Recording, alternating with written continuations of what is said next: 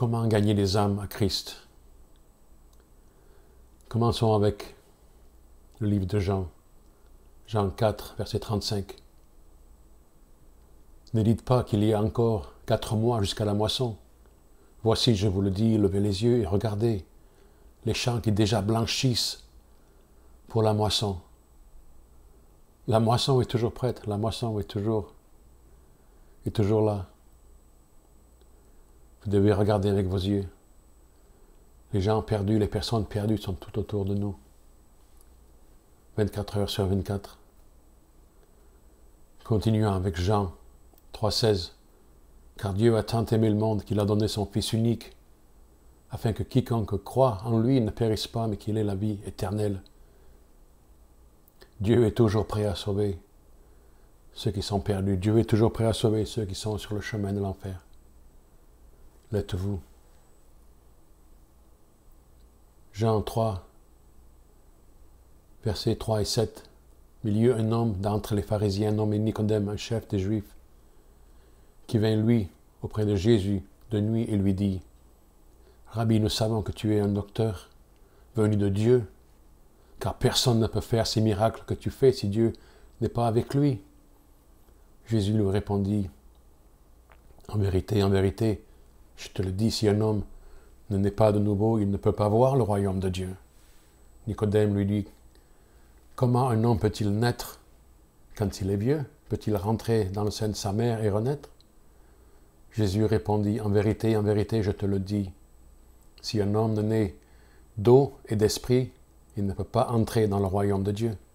Ce qui est né de la chair est chair, ce qui est né de l'esprit est né de l'esprit.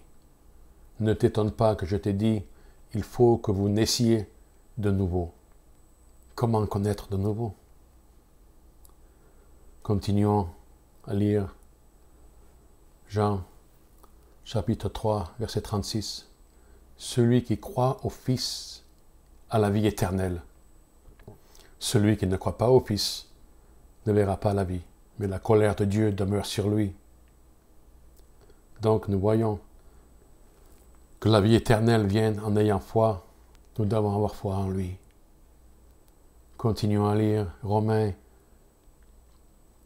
chapitre 1, versets 16 et 17. « Car je n'ai pas honte de l'Évangile. C'est la puissance de Dieu pour le salut de quiconque. Quiconque croit du juif premièrement, puis du grec. Parce qu'en lui est relevée la justice de Dieu par la foi, et pour la foi, selon qu'il est écrit, le juste vivra par la foi. » Donc nous devons avoir foi. Nous devons croire l'Évangile. Nous devons faire confiance au Seigneur Jésus-Christ. Nous devons retourner à lui. Continuons à lire dans le livre des Romains, chapitre 3, verset 23. « Car tous ont péché et sont privés de la gloire de Dieu, donc nous sommes tous coupables. » Continuons à lire Romains 6, 23. « Car le salaire du péché, c'est la mort. Nous avons tous péché, donc nous sommes tous morts. Mais le don de Dieu, gratuit, c'est la vie éternelle en Jésus-Christ, notre Seigneur. » Le don de Dieu est gratuit. Revenons à lui. Cherchons-le dans nos prières. Cherchons le Seigneur. Nous allons le trouver. Continuons à lire dans le livre des Romains, chapitre 8, versets 1 et 2. « Il n'y a donc maintenant aucune condamnation pour ceux qui sont en Jésus-Christ. En effet, la loi de l'esprit de vie en Jésus-Christ m'a affranchi de la loi du péché et de la mort. » Donc nous voyons maintenant qu'il y a 2 lois. La loi du péché et de la mort. Si vous n'avez pas Jésus, vous faites partie de la loi du péché et de la mort. C'est la loi que vous avez. Si vous vous repentez et donnez votre vie à Jésus, vous êtes sous la loi de l'esprit de vie en Jésus-Christ. Continuons à lire le livre des Romains, chapitre 10, 9, 10, 11 et 12.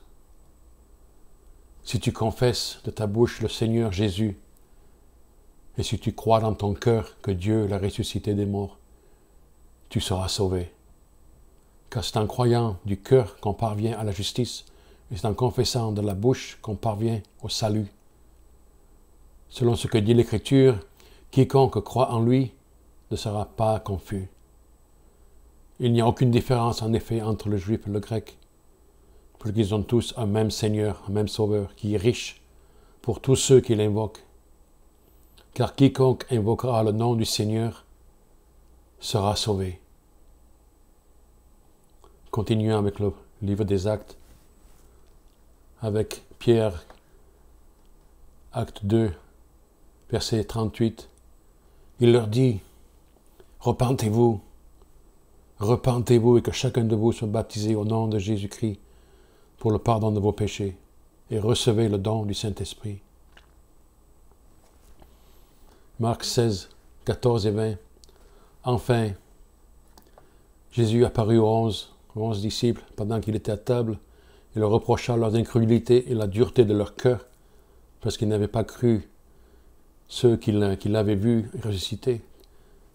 Jésus était apparu à plusieurs personnes, mais les disciples ne le croyaient pas. Ils n'arrivaient pas à croire que Jésus était vivant, qu'il était revenu des morts.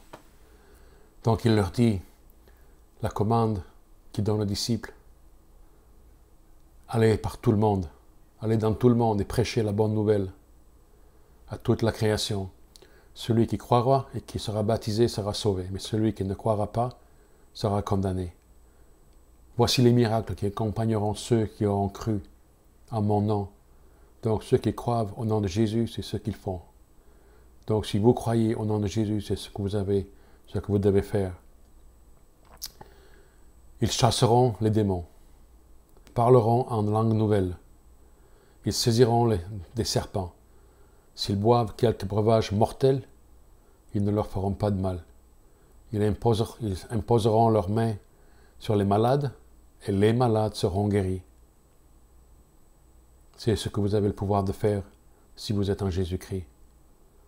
Après cela, le Seigneur, après l'avoir parlé, fut enlevé au ciel et il s'assit à la droite de Dieu.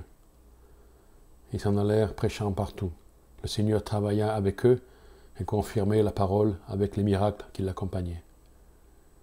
Donc nous voyons que ce que nous commande Dieu de faire, c'est non seulement de prêcher, mais de le croire pour les miracles, pour sauver les personnes, pour guérir les malades, pour tout ça. Donc vous devez prêcher et aussi